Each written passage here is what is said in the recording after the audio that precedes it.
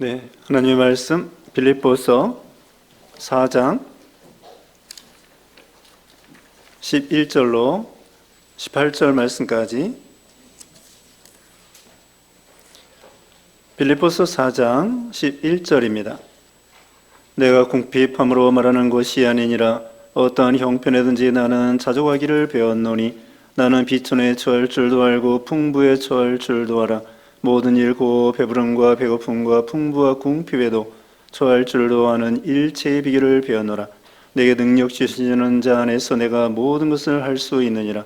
그러나 너희가 내 괴로움에 함께 참여하였으니 잘하였도다. 빌립보 사람들아, 너희도 알거니와 복음의 시초에 내가 마게도냐를 떠날 때에 주고받는 내 일에 참여한 교회가 너희 외에 아무도 없었느니라. 데살로니가 있을 때에도 너희가 한 번뿐 아니라 두 번이나 나와 있을 것을 보내었도다. 내가 선물을 구함이 아니요 오직 너희에게 유익하도록 풍성한 열매를 구함이라. 너희는 모든 것이 있고 또 풍부한지라. 에바브로디도 편에 너희가 준 것을 받음으로 내가 풍족하니 이는 받으실 만한 향기로운 제물이요 하나님을 기쁘시게 한 것이라. 아멘. 오늘 본문은 빌립보서 4장 11절로 18절까지의 말씀, 제목은 일체의 비결을 배워라. 여기 12절 말씀에 나는 비천에 처할 줄도 알고 풍부에 처할 줄도 알아. 모든 일에 곧 배부름과 배고픔과 풍부와 궁핍에도 처할 줄 아는 일체의 비결을 배워노라. 네, 일체의 비결, 모든 일에 있어서 그 비결, 비밀 배웠다고 하였습니다. 여기 오늘 본문은 사도 바울이 로마 감옥에서 이 성경을, 이 편지를 그 헬라 북쪽에 있는 이 빌립보에 편지를 보내고 있습니다. 이 빌립보 교회는 그 사도 바울이 사도행전 16장에 의하면은 아시아로 가서 복음을 전하려고 하다가 환상 중에 하나님께서 유럽으로 복음을 전하라고 하여 마게도냐로 와서 유럽에 가서 복음을 전하게 됩니다.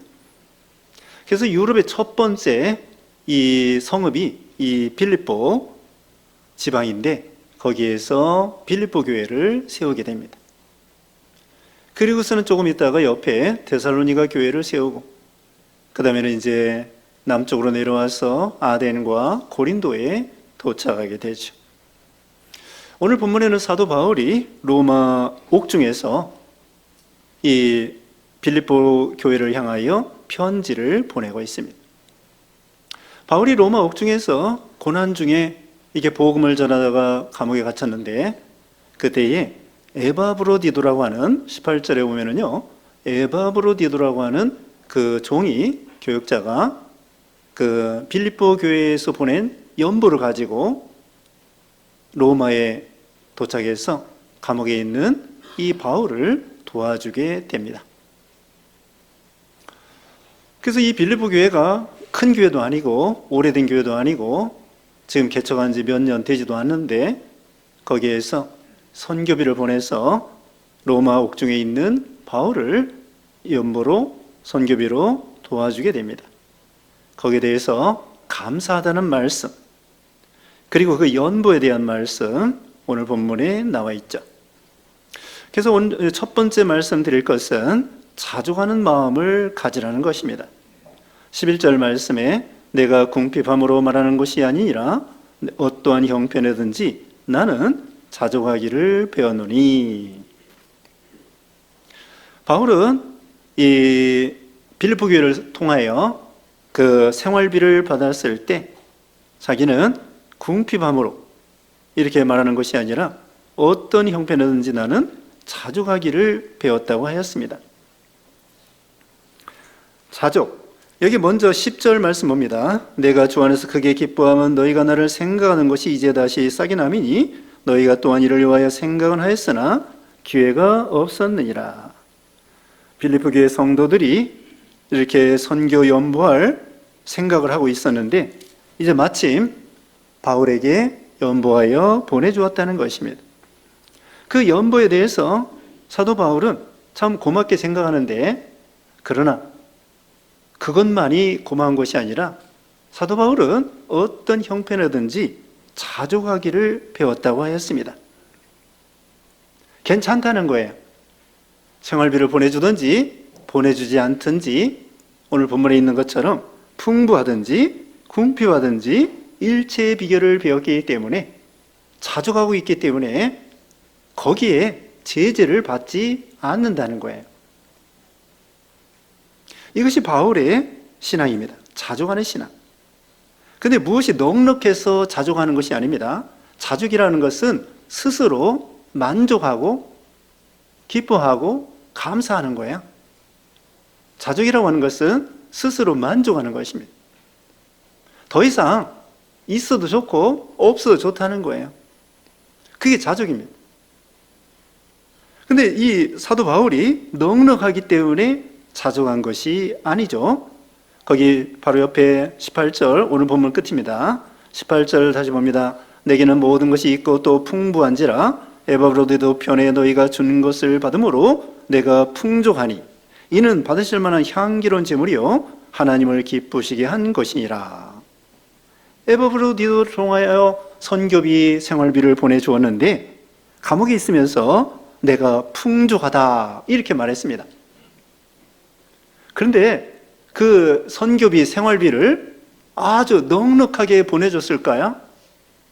그렇지 않았을 것입니다. 그 당시 이 빌립보 교회가 큰 교회도 아니고 또 오래된 교회도 아니고 그냥 조금 보내줬을 거예요. 근데 사도 바울은 이 감옥에 있으면서 그것으로 나는 풍족하고 만족하다 이렇게 말을 했습니다. 이 감옥 생활하는 것이 그렇게 쉬운 일이 아니죠.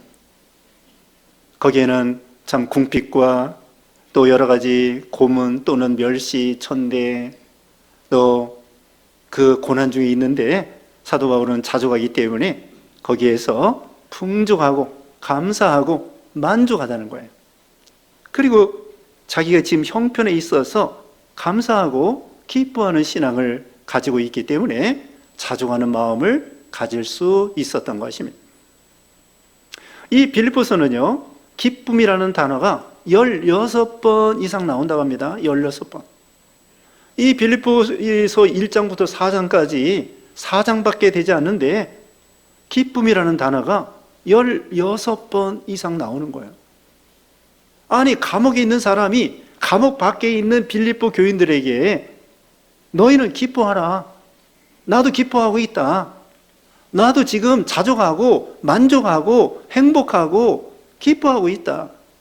자기 자신이 사도 바울이 감옥에 있으면서 기뻐하고 자족할 수 있었기 때문에 그 감옥 밖에 있는 성도들에게 기뻐하라고 할 수 있는 그런 말할 수 있는 그런 은혜가 되죠. 자기가 감옥에 있으면서 감사할 수 없고 기뻐할 수 없고 자족할 수 없었다고 하면은 감옥 밖에 있는 성도들에게 자족하라고 기뻐하라고 말할 수 없었겠죠. 그러면 사도 바울은 어떻게 자족하는 신앙을 가질 수 있었을까? 감옥에 있으면서. 이것이 바로 일체의 비결을 배우는 신앙이에요. 감옥에 있든지 감옥에 밖에 있든지 지금 여기 12절에 있는 것처럼 비천에 처할 줄도 알고 풍부에 처할 줄도 알고 배부름과 배고픔과 풍부와 궁핍의 일체의 비결을 배웠기 때문에 자족하는 신앙을 가질 수 있었던 거죠. 그러면 일체의 비결을 배우고 자족할 수 있는 비결이 무엇일까요? 그것은 하나님, 우리 예수님을 모시고 살기 때문입니다. 여기에 비결이 있는 거예요. 예수님으로 만족하고 예수님으로 감사하고 예수님으로 기뻐하는 신앙. 사도 바울이 그래서 자족할 수 있었던 거죠. 다윗이요, 시편 오늘 교동문 읽었죠. 첫 마디가 무엇입니까? 여호와는 나의 목자시니 내가 부족함이 없으리로다. 다윗이 왕이 되었기 때문에 부족함이 없다고 말했을까요? 아닙니다. 바울은요, 왕 되기 전에 사울왕한테 10여 년 동안 엄청나게 핍박받고 풍전등화와 같이 죽을 고에 빠진 적이 수도 없었어요. 그러나 하나님을 목자로 삼고 나가기 때문에 나는 부족함이 없으리로다 이렇게 말한 거예요. 또 다윗은 처음서부터 왕 되려고 생각하지 않았습니다. 자족이라고 하는 것은 하나님이 주신 지금 형편에 만족하고 감사하고 기뻐하는 거예요. 지금 현재 뭐 높아지든지 낮아지든지 풍부와 궁핍이든지 상관없이 현재에 만족하는 거. 앞으로 안 될 수도 있고요. 앞으로 잘 될 수도 있고요. 그것은 하나님께 맡기는 거고, 현재 상황에 있어서 높아지든지 낮아지든지 풍부와 궁핍에 있어서 만족하고 감사하고 기뻐하는 것이 자족이라는 거예요. 다윗이 시편 131편에는요, 내 마음이 교만치 아니하고 눈이 높지 아니하고 내가 크고 기이할 일에 힘쓰지 아니하나이다. 나는 어머니 품에 안긴 것 같이 젖대나 이와 같이 고요하고 마음이 평안하다고 했습니다. 다윗이 왕되었기 때문에 그랬을까요? 그리고 자기가 양치기 할 때에 나는 왕이 돼야 되겠다 그랬을까요? 아닙니다. 다윗은 하나님을 목자로 삼고 나가기 때문에 심령이 부족함이 없고 평안이 없고 평안하고 그냥 양치기 하는 것으로 자기는 만족하고 사는 거예요. 왕 되려고 하지 않았어요. 그게 믿음이고 그게 자족이에요. 하나님이 왕 되게 있으면 왕된 상태에서, 또 군대 장관이면 군대 장관에서, 양치기라고 하면 양치기에서, 하나님을 모신 곳이 초막이나 궁궐이나 하늘나라이고, 하나님을 모시느냐 모시지 않느냐, 예수님을 믿느냐 믿지 않느냐, 그게 중요한 것이지 세상 것은 있든지 없든지 그게 대수가 아니라 문제가 되지 않는다는 거예요. 그것이 초월적인 신앙이고요, 하나님이 원하는 신앙이고요, 전천후 신앙이에요. 풍부와 궁핍에 일체 제재를 받지 않는 거예요. 비행기 타고 가면은요, 아래에서 구름이 껴도 비가 오든지 말든지 그 비행기가 구름 위로 가면은요, 1월이 명랑해요. 언제나 태양빛이, 달빛이 명랑합니다. 그래서 이 자족이라고 하는 것은 하나님이 주신 지금 형편이 꼭 좋은 것이 아닙니다. 또 꼭 나쁘다는 것도 아닙니다. 그렇다고 지금 형편에 대해서 어려울 때에 이걸 개선해야 되겠다, 그게 나쁘다는 것이 아닙니다. 우리가 진급을 할 수도 있고요, 내가 열심히 노력해서 진급해야 되겠다, 또 열심히 노력해서 돈 벌어야 되겠다, 그게 나쁘다는 것이 아니에요. 계획을 세우고 열심히 노력하고 공부도 열심히 하고 돈도 열심히 벌고, 그러나 욕심과 허영심을 버리고 자족하라는 거예요. 지금 현재에 만족하라는 거예요. 그런 말이 있습니다. 과거는 추억으로 살고 현재는 불만으로 살고 미래는 희망으로 산다. 과거는 어려운 일이 있어도 추억이야. 우리 젊은이들이요, 군대 갔다 온 얘기, 남자들 군대 갔다 온 얘기 많이 해요. 그 왜 그래요? 그게 왜 추억이 됩니까? 힘들었는데. 과거는 추억으로 살고 현재는 불만으로 살고 미래는 희망으로 사는데, 우리는 현재도 불만으로 사는 것이 아니라 먹을 것과 입을 것이 있으면 족한 줄 알라고 그랬고요. 디모데전서 6장 7절 이하에 보면은 자족하는 마음이 있으면 경건에 큰 유익이 된다고 했습니다. 자족하는 비결은 이 세상에 아무것도 가지고 온 것이 없고 가지고 갈 것이 없다, 공술의 공수건데 현재 있는 것으로 만족하는 거, 그게 자족이라는 거예요. 디모데전서 6장 7절에 나옵니다. 현재에 만족하는 거예요. 그렇다고 노력하지 말라는 건 아니라고 그랬죠. 현재 궁핍해도 괜찮다는 거예요. 하나님의 뜻이 있겠지. 궁핍하다고 할지라도 낙심하거나 원망하거나 그것이 아니라 여기에도 하나님의 뜻이 있을 거다.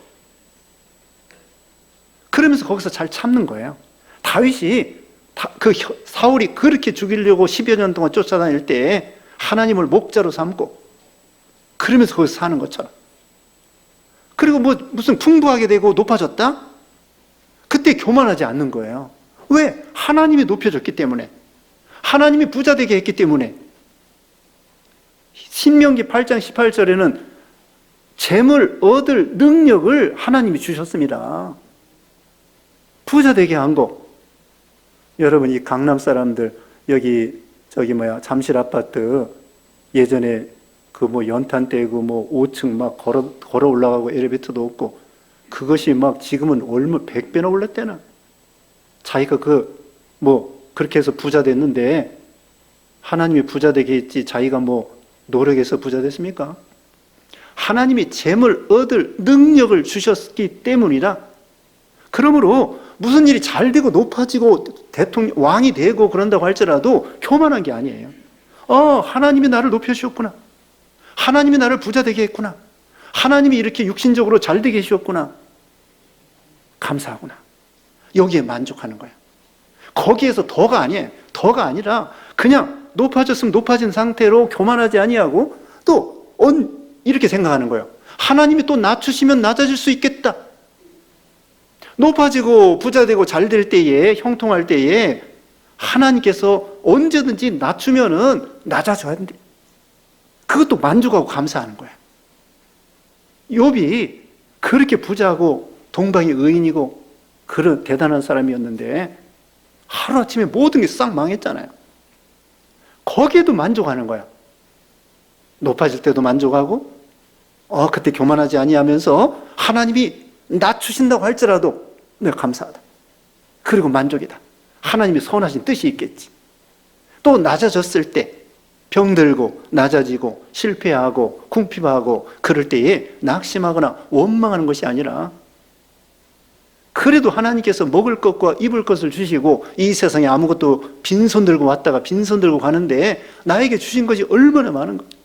그러면서 없는 가운데서도 만족하고 감사하는 거예요. 이스라엘 백성들이 광야 40년 동안 만나를 먹었습니다. 그러니까 맨날 먹다 보니까 물리는 거예요. 그래서 이스라엘 백성들이 딱 해요. 야, 참 하나님 앞에 고기 달라고 그래. 고기 달라고. 근데 하나님은요, 그거 싫어하셨어요. 그 만나 안에 모든 영양소가 다 있어요. 그리고 만나를 가지고 튀겨 먹고 볶아 먹고 지져 먹고 만들어 먹고 다 할 수 있어.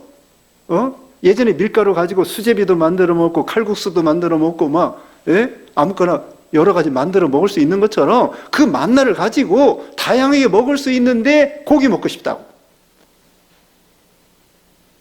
우리는요, 만나 맨날 먹는 거죠. 그런데 이걸 기억하십시다. 뭐냐면요, 평범한데 진리가 있습니다. 평범하게 사는 거. 여러분, 평범하게 사는 거, 늘 일상에 일어나서 밥 먹고 그 다음에 직장 가서 돈 벌고 맨날 그거야. 다람쥐 쳇바퀴 돌듯이. 그게 평범하게 좋은 거야. 일탈을 꿈꾸는 거, 그게 죄고 탐심이고 탐욕이고 범죄하게 되는 거예요. 욕심 부리는 거. 만나로 만족해야 돼요. 만나 안에 다 있어요. 하나님이 거저 주신 거예요. 평범한 남편, 평범한 아내, 그게 진리예요. 네? 평범한 남편, 평범한 아내가 진리야. 평범한 가정이 그게 진리고 그게 아름다운 거예요. 특별한 가정이 그게 좋은 것이 아닙니다. 유명해지면요, 너무 바빠. 아빠가 너무 유명해지고 남편이 너무 유명해지면은 너무 바빠. 같이 밥 먹을 시간도 없어. 어디 휴가도 못 가. 하도 바빠가지고. 그게 좋은 게 아닙니다. 평범한 사람, 평범한 가정, 평범한 교회, 평범한 인생, 맨날 만나 먹는 거예요. 그러면서 거기에 자족할 때 그것이 진리고, 그게 행복이고, 그게 기쁨이고, 그게 감사가 되는 거예요. 중요한 골자는 뭐냐면요, 예수님을 모시는 거예요. 예수님을 모시고 살 때에 자족하고 만족하는 거예요. 다른 거 아무리 다른 거 갖다 줘도 예수님 없으면, 이렇게 말해서는 좀 그렇지만 안고 없는 찐빵이에요. 좀 속된 것도 아니죠. 어쨌든 우리 예수님을 모시지 않으면은 속 없는 만두와 같아요. 예수님 안에 다 있습니다. 금생과 내생에 온갖 영육간의 축복이 예수님 안에 다 있는 거예요. 거기에서 자족할 수 있는 믿음이 생기는 거예요. 자, 어린아이에게는 누가 최고예요? 엄마가 최고야. 엄마 안에 다 있어. 진자리, 마른 자리, 먹을 거, 뭐 입을 거, 놀을 거 다 있어. 그 당시에는 엄마가 하나님이에요. 우리 손주가요, 어렸을 때에는 둘째 손주가 자기는 엄마 믿는데, 하나님 믿지 아니하고 엄마 믿는데, 나중에 크더니 이제 하나님 믿는다고 하는데, 어렸을 때는요 자기 엄마 믿는데, 그게 맞는 말이에요. 어린아이는 엄마 믿고 사는 거예요. 그것처럼 우리 예수 믿는 신자들은 예수님 안에 예수님을 모시고 살 때에 거기서 만족이 있고 평안이 있고 거기 다 있는 거예요. 그게 중요하다는 거죠. 있어도 좋고 없어도 좋고, 여기 이제 거기 12절에 있는 것처럼 12절 다시 봅니다. 나는 비천의 처할 줄도 알고 풍부의 처할 줄도 알아. 모든 일에 곧 배부름과 배고픔과 풍부와 궁핍에도 처할 줄 아는 일체의 비결을 배우노라. 일체의 비결을 배우는 거예요. 높아져도 낮아져도 비천에 처할 줄도 알고 풍부에 처할 줄도 알고 배부름과 배고픔 일체의 비결. 바울은요 지금 감옥에 있습니다. 비천해진 거예요. 낮아진 거예요. 궁핍해진 거예요. 자유가 없어요. 그런데 거기에서 만족하고 자족하고 감사하고 기뻐할 수 있었어요. 아까 말했죠. 빌립보 이 4장 중에서 기뻐하라는 말씀이 16번 이상 나온다는 거예요. 그것이 바로 일체의 비결을 배우는 신앙입니다.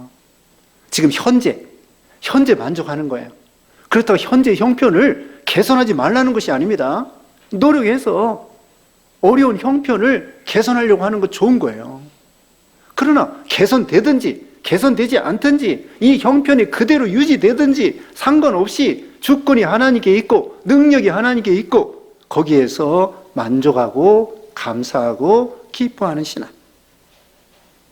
이제 13절입니다. 13절은 요절이죠. 다 같이 읽어보겠습니다. 시작. 내게 능력 주시는 자 안에서 내가 모든 것을 할 수 있느니라. 아멘. 자, 이게 무슨 말일까요? 내게 능력 주시는 자 안에서 내가 모든 것을 할 수 있느니라. 이 말씀은요 바로 12절과 연관된 말씀이에요. 동떨어진 말씀이 아닙니다. 아무데나 이걸 갖다 붙이면 안 됩니다. 이것은요 하나님께서 능력 주시면 모든 것을 할 수 있다고 하는 것은 자족할 수 있다는 거예요. 일체의 비결을 배울 수 있다는 거예요. 앞에 있는 말씀을 순종할 수 있다는 거예요. 능히 할 수 있다는 거예요. 그걸 말하는 것입니다. 주 안에서 내게 능력 주신다고 하면은, 아니 어려울 때 궁핍할 때 만족하고 감사하기가 어렵죠. 그냥 궁핍 정도가 아니라 완전히 파산하고 마이너스고 이제는 뭐 어떻게 할 수 없고 죽을 지경에 빠졌을 때 거기에서 어떻게 자족하고 만족하고 감사할 수 있겠습니까? 그러나 하나님께서 능력 주시면 그 모든 것을 할 수 있다. 그 가운데 믿음을 지킬 수 있다는 거예요. 감당할 수 있다는 거예요. 감당할 시험밖에는 주신 일이 없다고 했잖아요. 그래서 이제는 신앙을 지킬 수 있고 믿음을 지킬 수 있고 욕심을 버릴 수 있고 죄를 이길 수 있고 하나님의 뜻대로 살 수 있고 순종할 수 있고 감옥에서도 감사할 수 있고 감옥에서도 기뻐할 수 있고 내 힘으로는 안 돼요. 우리 인간의 본능으로는요 정말 어려울 때 불평하고 원망하고 낙심하고 좌절하고 누구나 다 그러기가 쉬워요. 사람은 누구나 마찬가지.